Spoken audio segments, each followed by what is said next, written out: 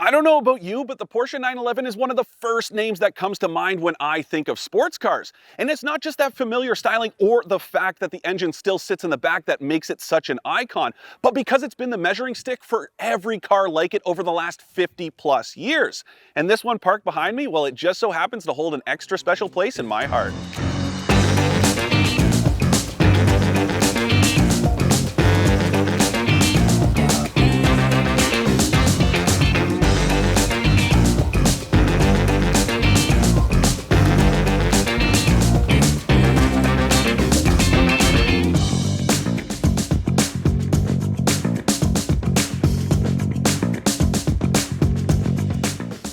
So what is it about this 911 that makes it so special? Because this one I'm driving isn't the fastest or the most expensive one you can buy.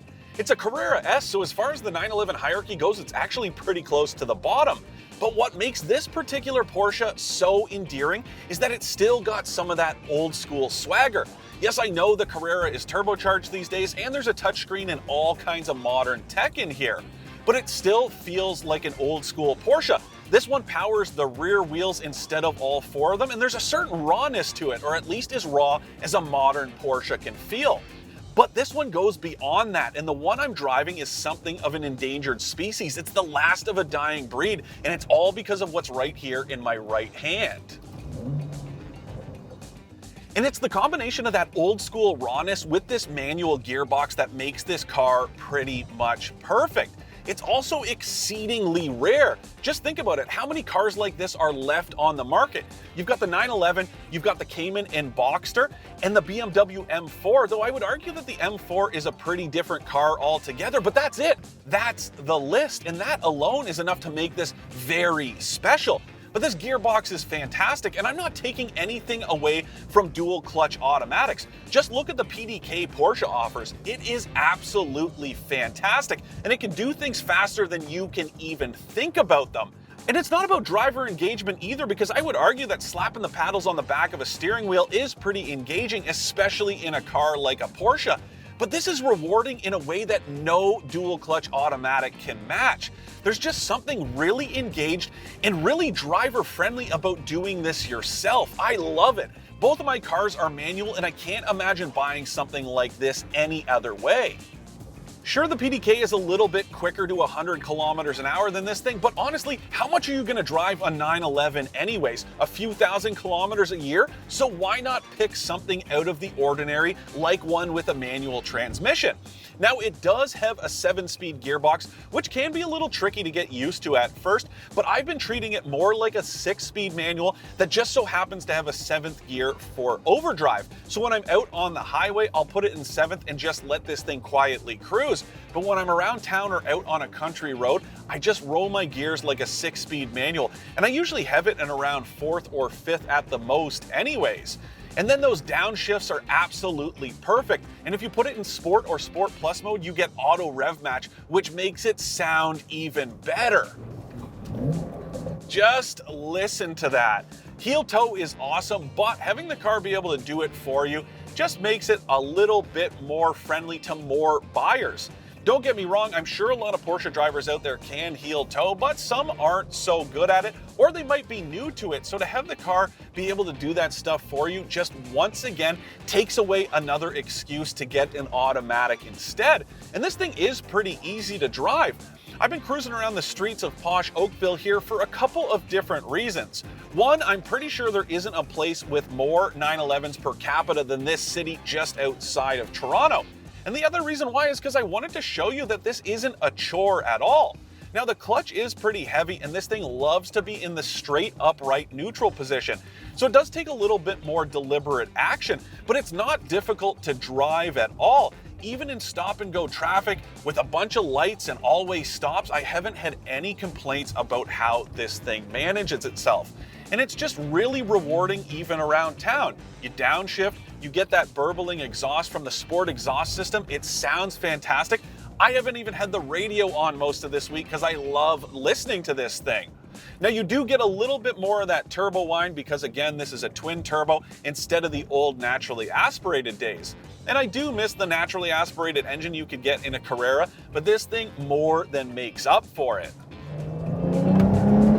There's just something so sultry about the song a Porsche Flat 6 sings, and this 3-liter is no exception. And if I weren't doing this video right now, I would have the windows down so I could take it all in. It is that good.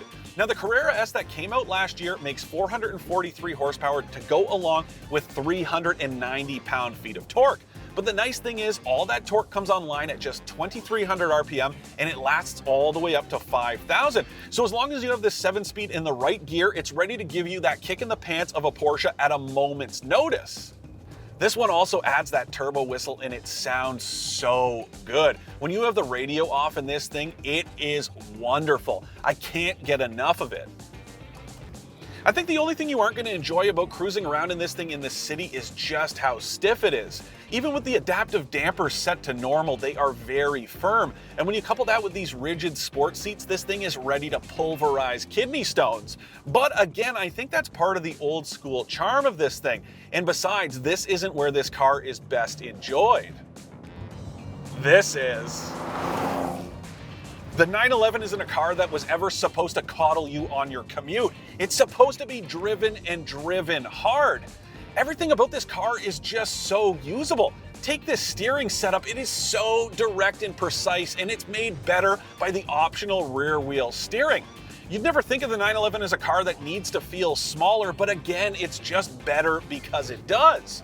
And out here is also where you can take advantage of this sportier suspension setup. Now, the adaptive dampers do change things quite a bit, so the car rides about 10 millimeters lower overall. The spring rates also get cranked up, and the dampers are firmer, especially if you have them in the Sport or Sport Plus setting.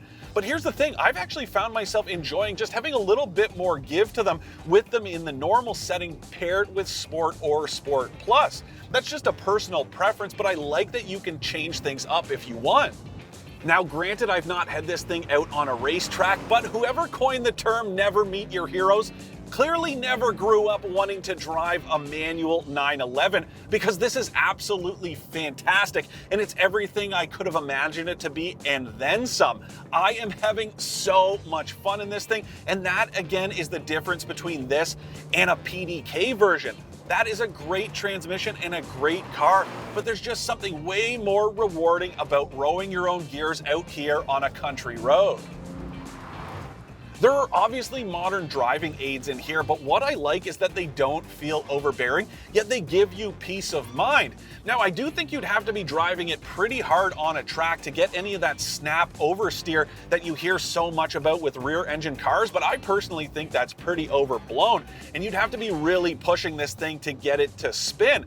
So if that's holding you back from driving a rear engine car, forget everything you think you know about it, because it is very controllable. Manual versions of the 911 also come with a stripped-down version of Porsche's Sport Chrono package. So you get stuff like that classic dash-mounted clock that doubles as a lap timer, as well as engine mounts that are filled with magnetically charged fluid that get firmer or softer as needed. You just can't beat the fun you'll have in this car, and it feels like the perfect intersection of Porsche past and present. I just love driving it so much. And I mean, take a look at this interior. These chairs, they're heated and ventilated, but they're also manually adjustable, and they feel like proper racing buckets. There's also a touchscreen in here, but it doesn't feel like the star of the show. And it's recessed deep enough into the dash that you can ignore it when you're out here enjoying the roads. And that's what I love about this car. There's even wireless Apple CarPlay, so there's tons of tech, but it doesn't go too far and ruin the realness that 911s are known for. I think the only things I would change is that I wouldn't opt for this sunroof or this new aero package that Porsche offers, because at the end of the day, some things in the land of Porsche are still sacred, and I think this GT-inspired aero kit should be saved for cars like the GT3 and GT2 RS. But otherwise, I absolutely love this car.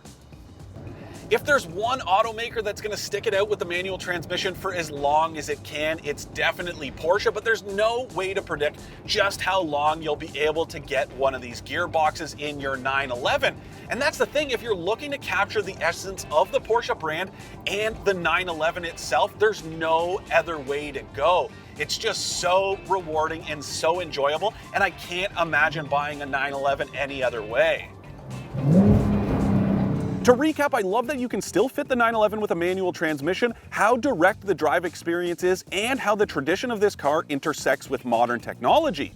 I don't like that I don't own one. The Porsche 911 is something that every car-obsessed kid dreams of driving, and this one is exactly the way I imagined it would be when I was little. And you know, that's really the magic of this car, that even though it's loaded with all kinds of modern technology nowadays, it still manages to feel the way a 911 should.